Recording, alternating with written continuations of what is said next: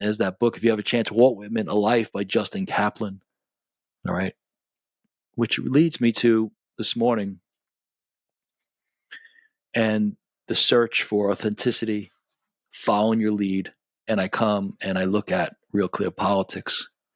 And let me show you what I found here. Let me share it with you. Okay. Share you real clear. All right. And here we go. So I'm looking at Tuesday, January 14th. And you know what? I can tell right away that politics is not really what I'm into. It's just, and that's the emphasis. It's who are you? Yesterday, we had great articles, deep articles. But today's a different day. Today's a day that these Bible verses or these thoughts come into mind and shape the eyes. And I began the show by saying about seeing what's in front of me. And what I saw was, there's the Los Angeles wildfires, President-elect Trump, commentary. We're talking about the Trump's appointment confirmation hearing. But then right here, why I love to look here, Tuesday, January 14th, and here's a link of, maybe 10, 12, 15 articles that they're gathering together. And here's one here, how Bob Dylan fought the Proto-Woke. And then I see the name, David Samuels. Do you remember David Samuels? We read a long article by David Samuels on Obama, and it appeared in the tablet. See how everything keeps moving? It's not by accident. Tablet, great Jewish publication. Now it's basically just news for everyone. Still has a Jewish accent to it. And David Samuels wrote this piece for that. David Samuels is one of the editors of County Highway. We spoke about County Highway. County Highway is an actual physical newspaper. And they talk, and it's it kind of came out of COVID and the need for people to move around in the American spirit. And it's look it up, look up County Highway, support them.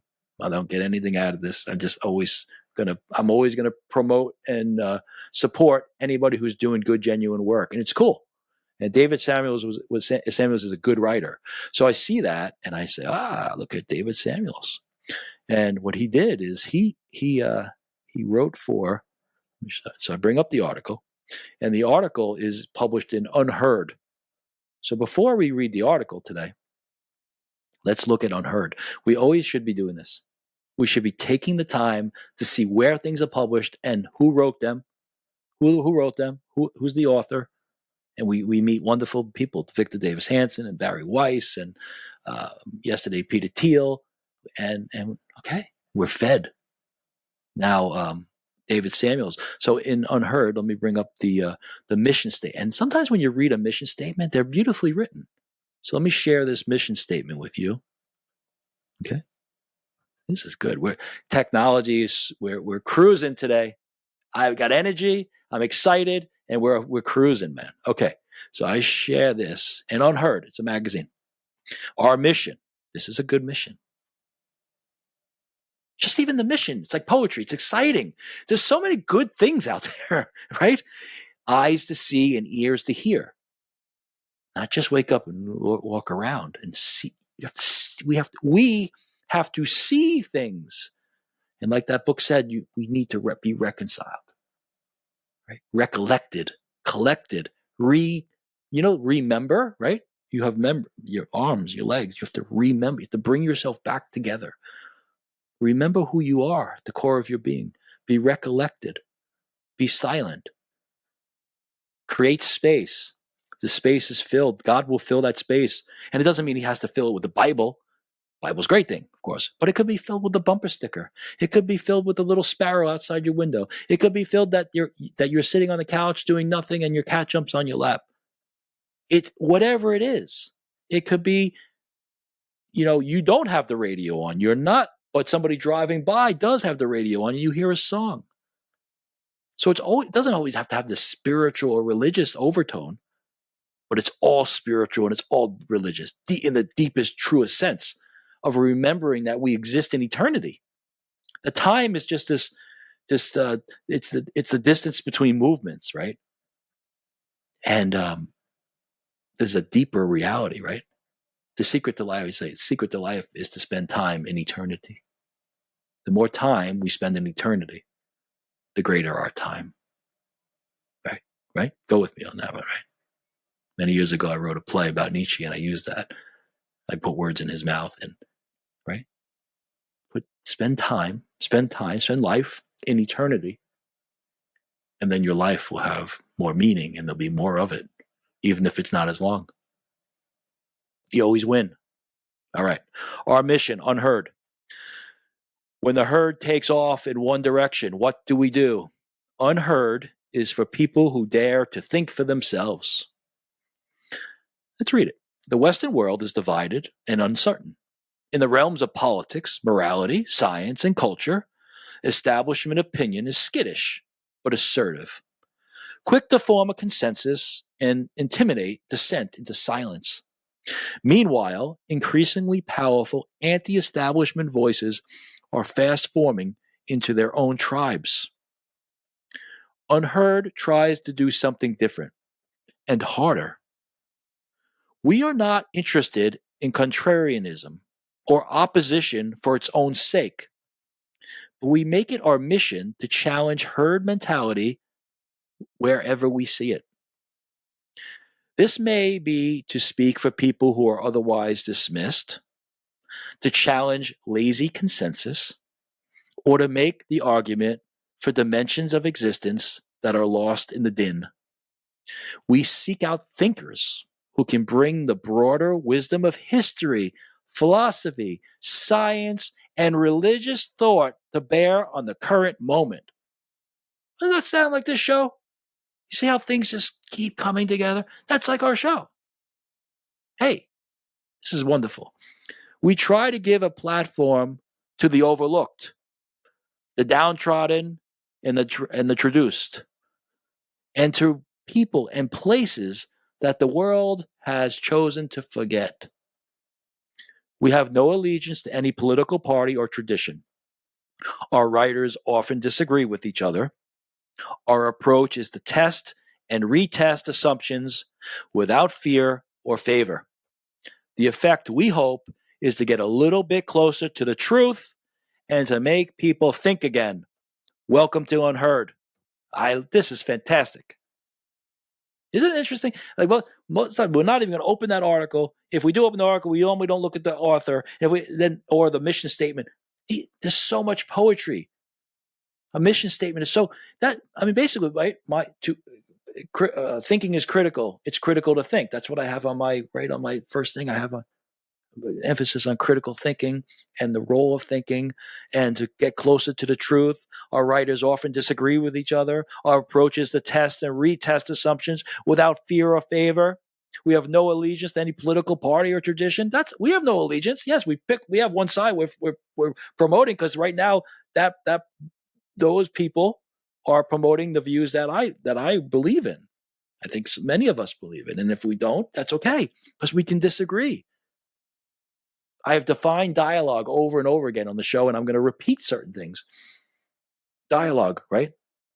I speak, you listen. You speak, I listen. That's it. That's dialogue. It's speaking and listening sincerely. It doesn't mean we have to convince. It doesn't mean we have to change our minds. It means sincerely speaking, sincerely listening, and then switch the roles. That's it. An exchange of ideas where you actually are open to listening. That's it. And you speak, Emerson, right? I'm talking about women and Emerson. Emerson had something, I'm paraphrasing, but it's all this life. So many things. And Emerson had a beautiful way he wrote essays, and they were very,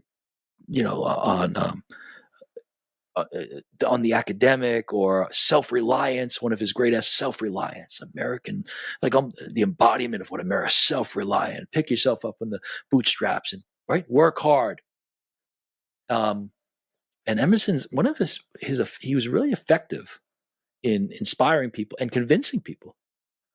But you know what he said? And this is where I'm paraphrasing. He said, I don't try to argue or convince people.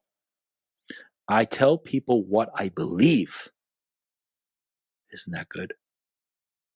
because the power of our belief is the most convincing thing. It is the greatest argument. Belief and faith in something or interest in something that's sincere is convincing and powerful because it's attractive. Attractive people are ones who are alive and living with power. In the power comes from their focus, their enthusiasm. They don't have to convince people to be interested in what they're doing. Their interest itself in what they're doing is magnetic, right? You know it's true. You know one of the great examples? Children.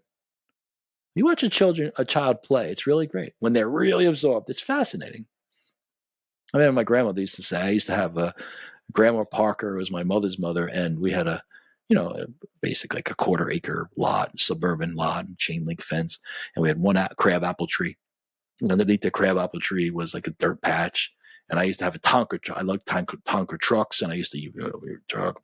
And my grandmother, when I was always saying, I used to love to watch you play for hours. I could watch you play for hours. And I always remember she said that. And I know now she means that because I could, it's fascinating. Fascinating to watch a child play, but it's one of those really clear examples of what I'm talking about. When a child is absorbed, it's interesting. And it's the same when we're adults. When a musician's on the subway and they're playing and they're really doing it for them, they're doing it for the right reason because they just want to sing. A lot of times they're good, even if they're not good. Which reminds me of this great subway singer in the video of, maybe bring it up last. He sings a Johnny Cash song. And it's one of those great subway moments, a great singer. Anyway, I digress. I don't want to get lost. So that's Unheard. So I love their mission statement. It's great. So let me stop sharing and bring up the actual article. All right? All right. Unheard, Bob Dylan. How Bob Dylan fought the Proto-Woke. He refused to be a leftist puppet. Oh, sorry. I say puppet. He refused to be a leftist prophet. I guess puppet, maybe I should call David Samuels and say, maybe you should put puppet in there instead. That's what came out of my mouth. All right. This is by David Samuels. I applaud him. I applaud his writing. David, Mr. Samuels, if you're listening, I like your writing. And maybe I'll send them the link here. All right. It's lengthy. It says it's from January 14th, today. Cutting edge, man. And it's 8-minute read, which we go like, 100, so it'll be like 800 minutes. I'll read it. I'll try not to comment too much. I'm not going to promise that at all. I like to comment, obviously. All right, here we go. The American birthright entails both the freedom and oftentimes the necessity of making yourself up from scratch. Many of America's most famous heroes were self-made men, from Benjamin Franklin to Andrew Jackson and Abraham Lincoln.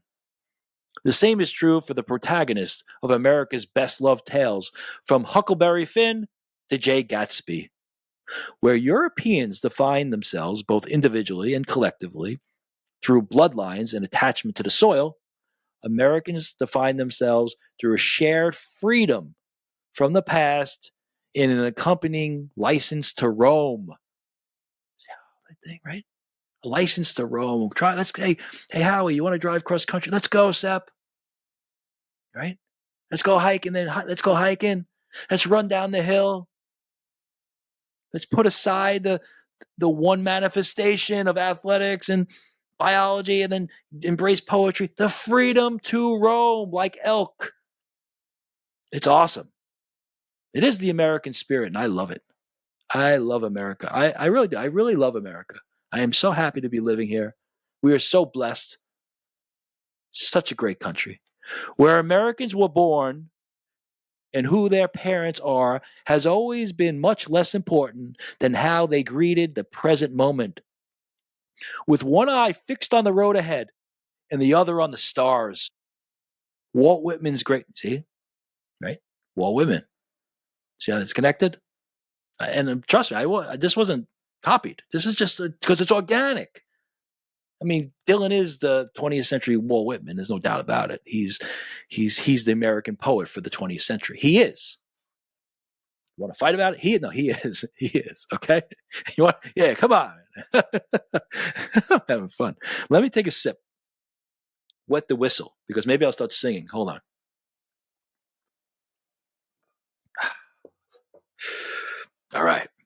Walt Whitman's great Song of Myself, written in 1855 and unfolding over 52 stanzas, included accounts of sea battles and slavery, mentions not a single word about the speaker's parents or even what their names were. Song of himself, and he doesn't mention his parents. All the focus is forward. Plus, we love our families too, right? And he had relationships with his family, but it's the American spirit of pioneers, the pioneer spirit. You know that, guys? We started to lose it. We have lost it, and now we're getting it back. I really feel like we're getting it back. All right, Whitman's Leaves of Grass, in which Song of Myself is contained, is the fountainhead of American poetics, particularly in the 20th century. Its distinctive echo can be heard everywhere after the Second World War, from the beats to the novels of Sal Bellow, to the highbrow confessional poems of John Berryman and Frank O'Hara. In rock and roll music, Whitman's greatest late 20th century heir was undoubtedly Bob Dylan, who eerily reproduced both Whitman's continent-spanning meter and his love of playful self-contradiction. Try reading nearly anything Whitman wrote in Dylan's distinctive nasal tone, and the kinship will be plain. James Mangold's A Complete Unknown, that's the new movie out, is merely the latest of a series of films that have attempted to grapple with the sometimes gratifying, often alienating mixture of freedom and vertigo inherent in the American birthright through the character of the man from nowhere. If the bright side of his character can be glimpsed in Benjamin Franklin's autobiography, arguably the founding work of American literature, which, by the way, that book should be read. Benjamin Franklin's autobiography is a classic. Arguably the founding work of American literature, in Whitman's all-embracing comic self, and in the rags to riches tales of Horatio Alger, the darkness that can accompany freedom from the past isn't hard to find either. Natty Bumppo, the frontiersman killer of James Fenimore Cooper's Leather-Stocking Tales, is the precursor to the ambivalent killer hero of nearly every Western. Jay Gatsby's invented self is ultimately more loyal and virtuous than the Long Island snobs who attend his glittering parties. It is also lie that ends in death. The character of Bob Dylan, the boy who ostensibly learned to play music from circus performers passing through Hibbing, Minnesota, and then renamed himself after the Welsh poet Dylan Thomas, a fact that Dylan strenuously denied for years before admitting to in his charming autobiography Chronicles. Dylan Thomas, right? Rage against the dying of the light. You know, that's the story that he did like a crazy number of shots in the White Horse Tavern in Manhattan and died. The story's really not true. But he was a huge drinker, a Welsh poet. Rage against the dying of the light. Was more or less fully fashioned even before the young performer set off to New York City to find Woody Guthrie and set the often dreary, earnest world of American folk music on its ear. America has never really known Robert Zimmerman, the man who invented Bob Dylan. It has only known Bob Dylan. So why did the 19-year-old Zimmerman choose to become Dylan? Their answer, as he told 60 Minutes interviewer Ed Bradley 20 years ago, was because those are the rules of American selfhood. Quote, "You call yourself what you want to call yourself," Dylan responded. "This is the land of the free." Amen. Amen, brother. Dylan's self-invented character of punk Woody Guthrie, or as a rock and roll Walt Whitman, was wildly influential in his moment, for reasons that take a moment to recover. Meanwhile, his best songs have lost none of their immediacy. Working in the genre of original folk music that he more or less invented, he set the rules for rock songwriting for the next half century while writing 2 or 3 dozen major and minor classics that uniquely merited the awarding of a Nobel Prize for Literature, despite the formal and functional gulf that separates song lyrics from novels and poetry. The rules of a Dylan song have remained remarkably consistent over time, bringing together the worlds of Woody Guthrie, hipster downtown New York, American roots music, the blues, country, and western into a kind of primordial soup that Dylan could dip his brush into at will. He created deceptively offhand seeming compositions, governed by a rueful romanticism and a bulletproof intelligence that twists and turns like a fish in order to avoid being caught. I've had so many moments in my life. Let me just a second. As I'm reading, I'm thinking about somebody. When Dylan is mentioned to me when I'm reading, I think about people. I think about Sepp. I think about Ray. I think about Tom Thurgood, Thurgood Masonry. Awesome Mason. Builds fireplaces. I think about, and everybody in those three, and there's more, are men of substance and authenticity, and have walked their walk. Right? I mean, Tom. The reason I think about Tom Thurgood is that at the time I was involved in a theater, and we were doing work, and I met Tom, and he's salt of the earth wrestling coach. A man. He's a real man. The kind you want. If you get in trouble and you're going to battle, man, you want Tom Thurgood by you. So Tom Thurgood, is got the radio out, and he's got Dylan on, man, and that's it. Hey, you like Dylan? I love Dylan. Yeah, boom. Talk about Dylan. That's what America is. Walt Whitman, Bob Dylan. On the more intellectual side, the Emerson, the self-reliance. You don't have to agree on everything. You're not perfect. Nobody is. You just you hear something real.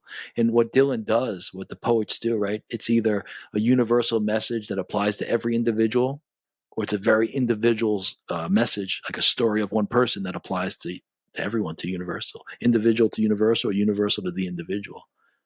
And Dylan did it, man. I remember the other thing. I met this guy Harold that I met in Germany. He was a cousin of a friend I grew up with, and when I lived in Germany as a young man, I knew him, and he was raising his family in a really cool way.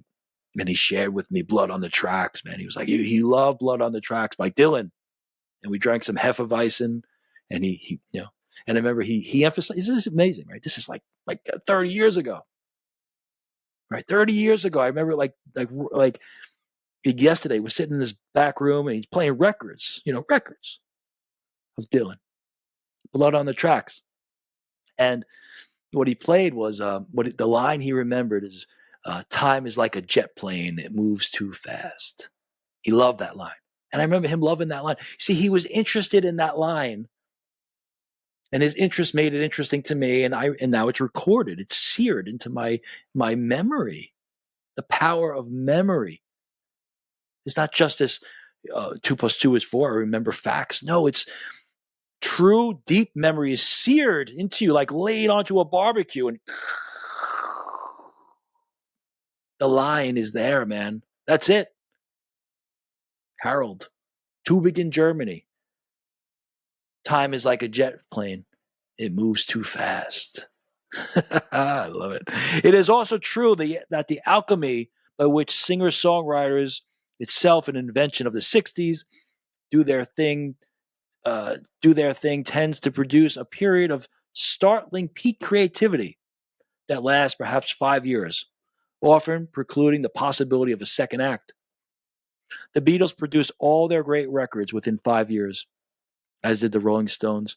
Jimi Hendrix's entire career lasted 4 years, as did Kurt Cobain's. Of course, we could add Jim Morrison to that list, right? And Janis Joplin.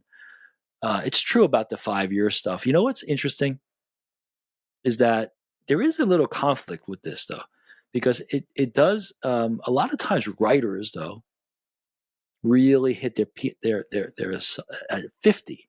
A lot of times writers or poets hit it at 50, whereas in the science and math world, a lot of times Einstein, and a lot of times it's very early. in the early 20s, math and great big breakthroughs in math and physics are early stages, or young, and then they do nothing, not much afterwards. Whereas when a big writer is a Tolstoy, it's when you're older, because you need more of a life experience comes together, this convergence point. Maybe it's in the late 30s, 40s, 50s, where you need that. You need to be hurt. You need to have your heart broken.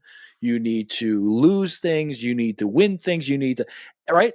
And then that comes together where math and science, it's really not about the lived experience. It's more about the analytic understanding and the sharpness of the brain. And at that age, 18, 19, 20, early 20s, things are sharp and crisp. Whereas you get older, things are less sharp, less crisp, but the life experience comes in like a giant wave. And if you stay healthy, that's why the danger of drinking, right? Drinking just numbs you. Drinking, it's a battle, man. And it comes in and it converges into great poetry, great writing, right? Frank McCourt, right? Frank McCourt, Angel's Ashes. He was older. Right? Comes together older because he's able to, he was a teacher, and then he writes Angel's Ashes and he moves on. All right. It's also true that so Jimi Hendrix's entire career lasted 4 years, as did Kurt Cobain's. For artists who survive their creative peak, the reward is often an afterlife with lesser access to the divine. Part of Dylan's spectacular self-awareness, which has only rarely faltered, is that he recognized the departure of the spirit much sooner than most. He never insisted that his newer songs were actually his best work. Quote, "I don't know how I got to write those songs," he admitted to Ed Bradley, of the classics he penned at his peak. It's a penetrating type of a magic, and I did it at one time. So he's acknowledging that it was something special in those moments. Bye Bye Baby Blue, right? Just on this, it's amazing. What's left now, apart from the song, is the distinctive voice, along with a repertoire of feints and dodges, mixed with the occasional lip curling hipster put down. On stage these days, the songwriter is often a gnomic shell, appearing to follow an internal logic by which he makes sense of himself to himself. Whatever those dialogues may be about, one suspects that the quote-unquote real Bob Dylan, whatever that means, of the singer's youth was a more sharper edged and predatory than Timothy Calamet's cuddly, doe-eyed portrayal. So now he's talking about the film. Okay, so let's go over that paragraph again. What's left now, apart from the songs, is the distinctive voice. True, right? We all know his voice, along with the repertoire of feints and dodges, mixed with the occasional lip curling hipster put down. On stage these days, the songwriter is often a gnomic shell, appearing to follow an internal logic by which he makes sense of himself to himself. I want to comment about that. This is one part of Dylan that I've always admired. I remember Sepp, actually, Sepp and I went to see Dylan at Jones Theater, and he was playing with Paul Simon, and Simon, I believe Simon played first, and I don't know whether he played first or not. I think he did. And Paul Simon sounded just like his albums, just like his CDs. Came out, played, well, it's okay. Paul Simon, same. Dylan came out, played a lot of his classics. They sounded completely different. And people have had a problem with that. They want to hear Bob Dylan songs. I liked it. Because I don't know, I'm not praising, man. I'm just telling you the truth. I sense what was happening. He's not Bob Dylan. He's not the same guy. So if he sings like a Rolling Stone at 55 years old, it's different than 25. However old he was when he wrote it. Okay? Freewheeling Bob Dylan at 30 and 60, two different freewheeling guys. Still may be freewheeling, but he's not. I'm not the same. You're not the same. So I respected it. But in fact, I don't, to me, it's more interesting. I'm not a big Stones fan, to be honest with you. And, I'm not impressed, go up and sound exactly the same. People are impressed, that sound exactly the same. I mean, are you exactly the same? Am I going to do things I was doing when I was 25? It's kind of embarrassing, actually. I think the poet has to be him at that moment. The words the words really are, it really doesn't matter. It's what you put into the words at that moment. You can sing, I say, you take Mary Had a Little Lamb, and you take somebody who really translates Mary Had a Little Lamb into like a eulogy for a loved one, and Mary Had a Little Lamb could take on profound, deep meaning, right? Or it could just be a little song. So it's always about the essence of the human being and the passion and the focus into the words, and therefore, by definition, can't sound the same twice. Because no man, no woman is the same twice in the same place. And even if they're in a very similar psychological position, they're older. They have more experience, less hair. I like that part of Dylan. Whatever those dialogues may be about, one suspects that the real Bob Dylan, whatever that means, of the singer's youth was more sharper edged and predatory than Timothy Chalamet's cuddly, doe-eyed portrayal. So I guess I didn't see the film, and I guess David Samuels thinks that the portrayal is a little too cuddly and doe-eyed, and that Bob Dylan was probably a little sharper, more sharper edged. All right. Still, Chalamet gets the look and the gestures right. He also nicely conveys the capacity for menace that the self-made man inherently contains. After all, if a person invents themselves from scratch, discarding their flesh and blood, parents, and origins in favor of their own self-invented mythos, then how much is the person likely to care about you? Not much.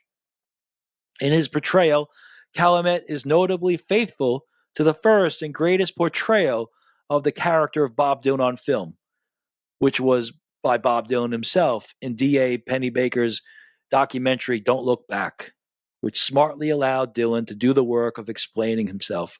By contrast, I'm Not There, an annoying film by a supremely surface-oriented director, Todd Haynes, a master of a colder type of irony, swallows the Dylan myth whole as some kind of sacrament of modern American selfhood, without understanding or explaining why that should be true, apart from the multiplicity and seeming discontinuities in the pop star's character, which Haynes implies should be respected individually like a family of distinguished drag queens. All right, he doesn't like Hayes. I didn't see either one of those.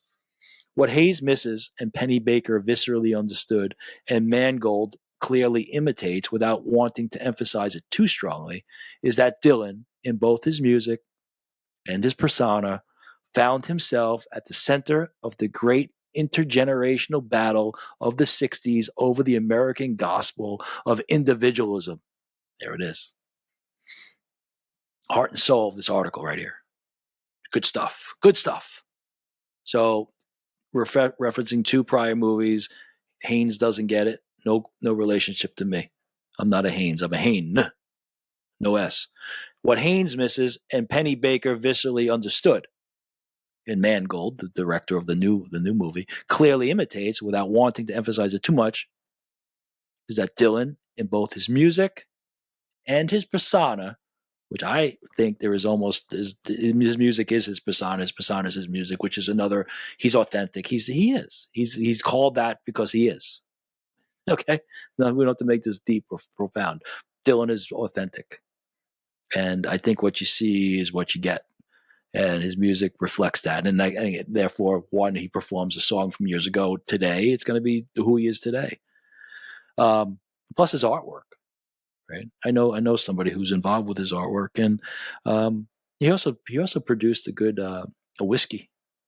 I don't know if it's a bourbon or I had it recently. Somebody gave me a bottle and I bought another one.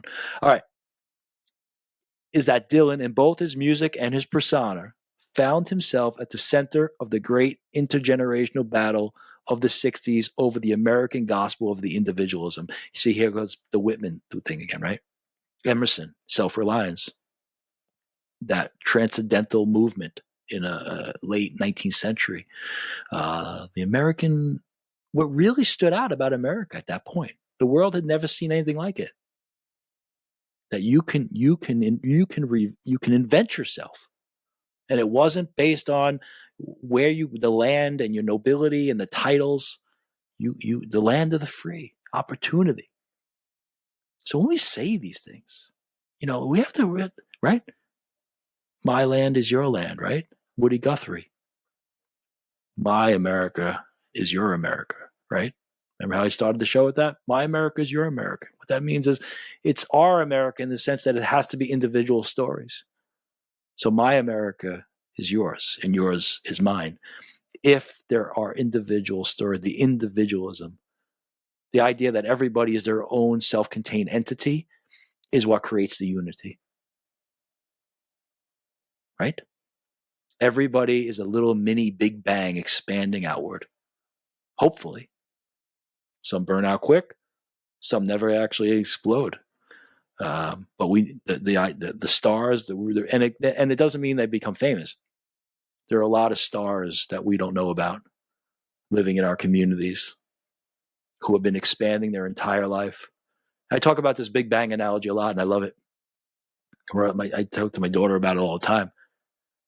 The greatest part about the Big Bang is that the expansion is not only continuing to this day, but the rate of expansion is increasing.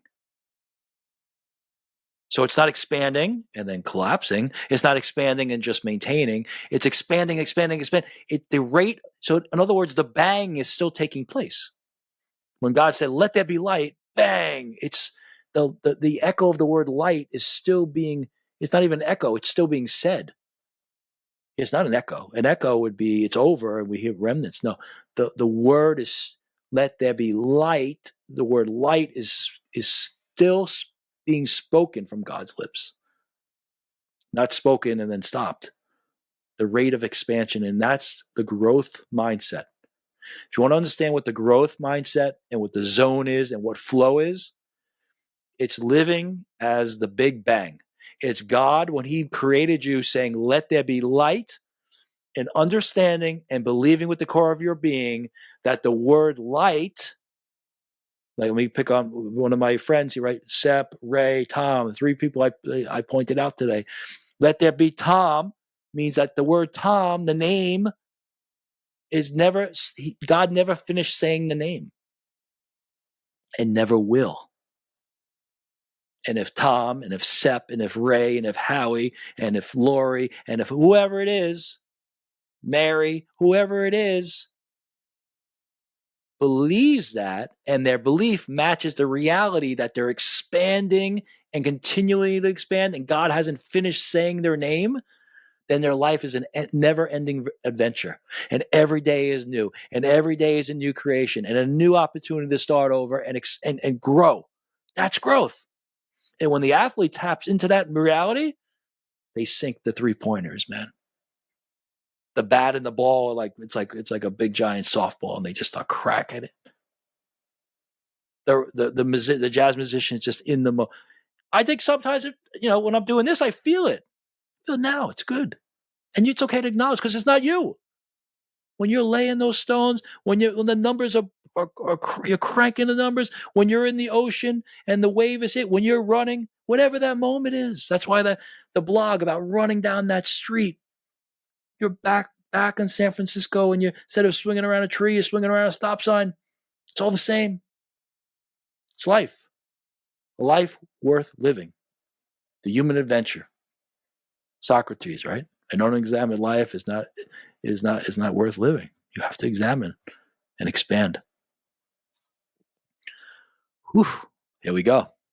For Dylan, the young man from Hibbing, the self that he invented out of his own materials was at once an entirely personal creation and at the same time represented his connection to a shared vision of America. He was a distinctly American individualist, just as Whitman was, and most great American-born artists are.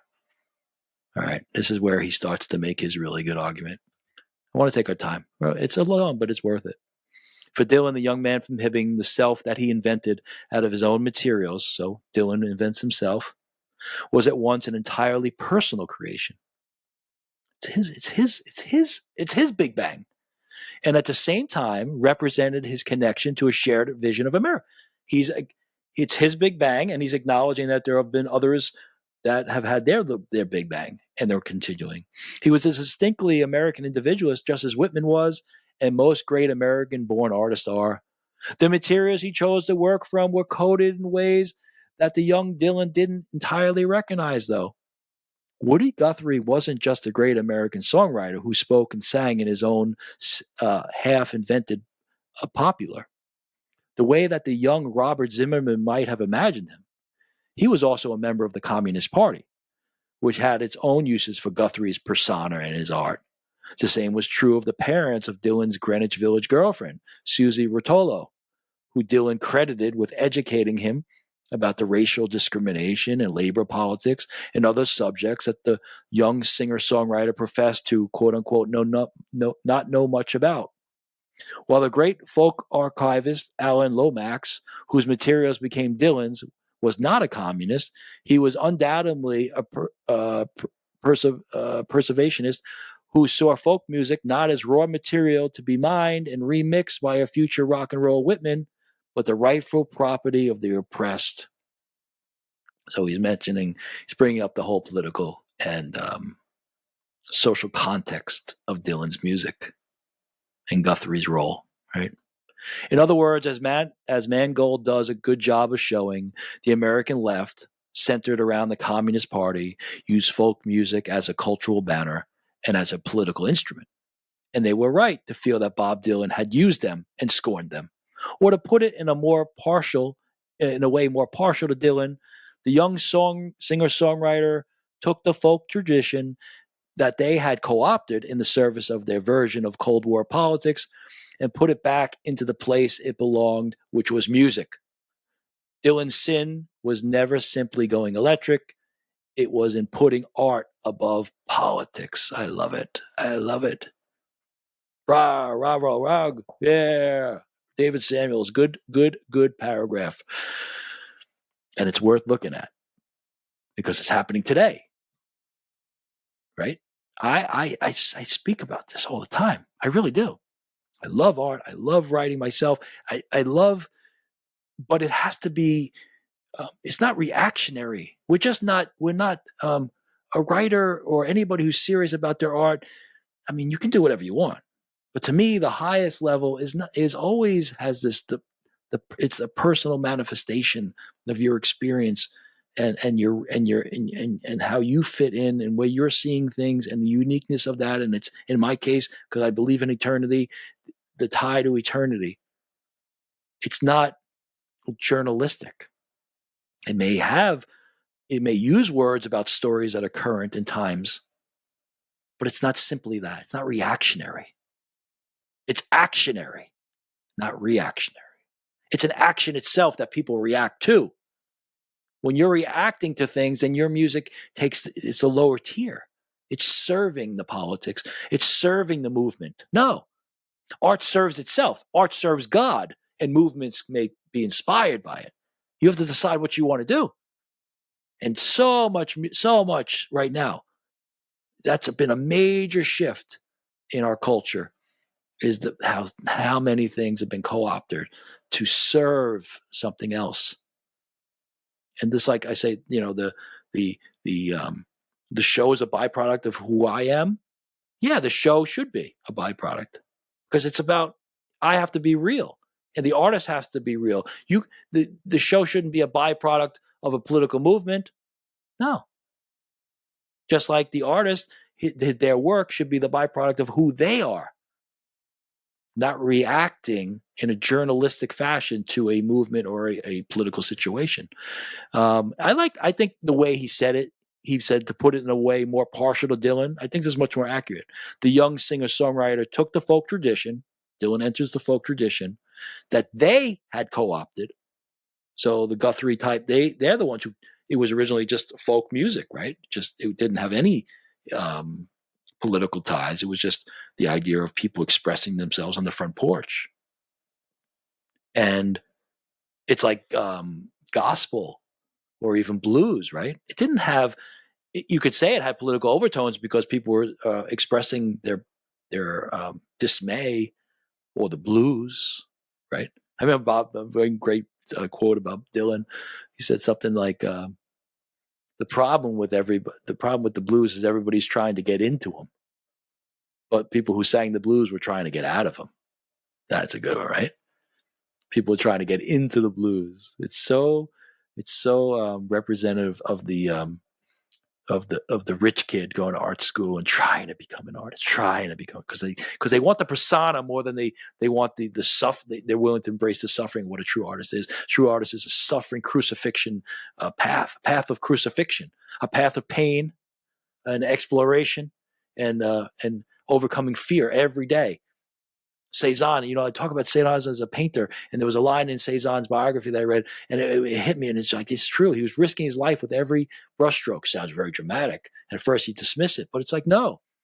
When you're really on the edge of art, you're actually, that edge is dangerous, because you could get lost and become the babbling person on the sidewalk who's stuck on the subway and can't get off. You go too far and you can't get back. So when artists are really pushing, it's in a sense almost dangerous. And that's a lot different than the person who wants to be the artist because they want to look a certain way and they like to hang out with a certain group. It's like people that go into theater because they like the theater group and community more than theater. Right? We always have to ask ourselves, why are you playing this sport? Is it because you really like to hang out with the guys in the locker room? Or is it you love the game? And there's nothing wrong with hanging out with the guys and making relationships and having all the other stuff. No, but like, why are you doing it? And this is the cultural aspect that I'm pointing out right now. Dylan did it because he had to. He wasn't doing it to hang out with other people. He's still doing it his own way. He's doing it because he has to. It's his journey. It's his big bang. And there's a crucifixion involved, a misunderstanding, a torment. And some kid showing up and I'm going to grow my hair long and act like, no, that's not what makes it. The young singer-songwriter took the folk tradition that they had co-opted in the service of their version of Cold War politics and put it back into the place it belonged, which was music. Dylan's sin was never simply going electric. It was putting art above politics. In doing so, Dylan turned his back on the certainties of the leftist politics in order to more fully become what he wanted to be in the first place, which was himself. Aside from being a singer-songwriter, who that person was entirely his own business. Quote, "I'm a song and dance man," he once told a press conference at the height of the mania surrounding his decision to become a rock and roll artist and release Like a Rolling Stone, Baby Blue, and Visions of Johanna, instead of additional helpings of Lead Belly covers. Neither Dylan nor the gathered reporters seemed able to disguise their glee at the proposition that he could simply make music free of politics or the demands of being a prophet. Quote, "Elvis, I could easily see myself as him," Dylan mused more than once, "but a prophet? Nah." It is only fair to Bob Dylan, the man, however self-made, to acknowledge how much the decision to break free from the heavily politicized aesthetics of the American left and the expectation and demands that came with it must have cost him, both as a human being and as an artist. The assertion of the greater truth of his own art over the demands of the collective must have been, in many dimensions, a never-ending nightmare. Such was the price of the creative freedom that he sought and gained. That's just what I'm talking about. The crucifixion part, the suffering part, right? The assertion of the greater truth of his own art over the demands. Get away, man. I'm not a tool of your political movement. I'm not a pawn in your game, right? Like he says in his song. He's not a pawn in your game. And we can't be pawns in anybody's game. It has to be real and it has to be authentic. Amen. Was it worth it? For Dylan and for America, the answer is yes. Dylan's legendary basement tapes with the band, which surfaced as a lost corpus of songs from somewhere deep in the American imagination, continue to speak to us now, as much as his albums from his creative peak do. The fact that he maintained his place in the national imagination up through his 80s speaks to a personal strength that is uniquely visible now and makes it possible for his music to be heard by a new generation.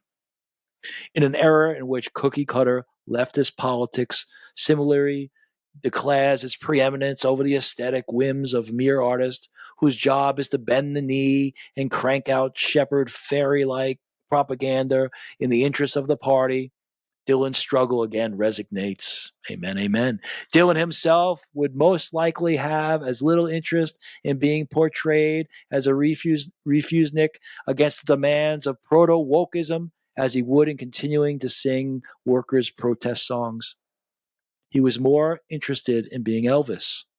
Yet his example feels especially potent now for the obvious reason that we are once again living in an age when the threats to the integrity of the self and to artistic expression from both the left and right are very obviously real, and it takes real courage to say no.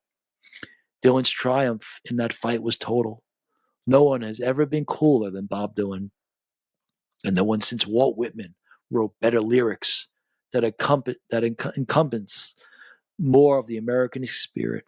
The folkies who wanted Dylan to continue to play acoustic music and demonstrate for core, and who saw albums like Blonde on Blood, Blonde on Blonde, or Blood on the Tracks as portrayals of the party line, are plainly ridiculous figures, even as the present day kin are easy to spot. For those who knew Dylan, and who in one way or another had reason to see themselves as his peers, Dylan continues to represent the highest mountain in their American songwriting. Jimmy Webb, the great American songwriter, told me once of meeting Dylan at a party, whereupon Dylan pulled out a guitar and played Jimmy his version of Wichita Lineman, a Jimmy Webb song that could have also perhaps have been written by Dylan. When he was done, he looked at Webb expectantly.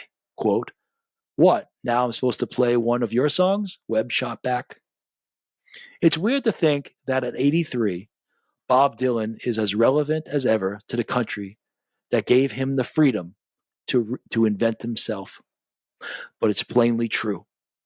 That's because America remained his greatest inspiration and the place in the mind where he was always most at home. As he explained it obliquely in a long poem he wrote upon the death of his hero. Here's the poem. You can touch and twist and turn two kinds of doorknobs. You can either go to the church of your choice, or you can go to Brooklyn State Hospital. You'll find God in the church of your choice. You'll find Woody Guthrie in Brooklyn State Hospital. And though it's only my opinion, I may be right or wrong. You'll find them both in the Grand Canyon at sundown. David Samuels is a writer who lives in upstate New York. Well, there it is, guys. There it is. It's a beautiful piece, isn't it? I think we'll leave it there. I think I'm inspired for the day. I think this is the path that the Lord has put me on today, and it's my pleasure to share it with you and go back to the beginning, right? To find that place, that place to recollect yourself, reconciliation, peace, and silence. Let the Lord fill it up. Let him bring something else in, right? That confirms who you are, right? Knowledge of affairs, which leads you to look at the headlines and see something. And today, right in the middle, right? Right in the middle of all those political articles, boop, there it is. Great piece of writing, a real article, not just a AI generated news blurb. A real article about a very real man that makes us think about who we are. Who are we as artists and poets and troubadours? The great Bob Dylan. Time is like a jet plane. It moves too fast. And that's been it for us today. So I will talk to you soon. God bless you, and have a great day. I'll talk to you.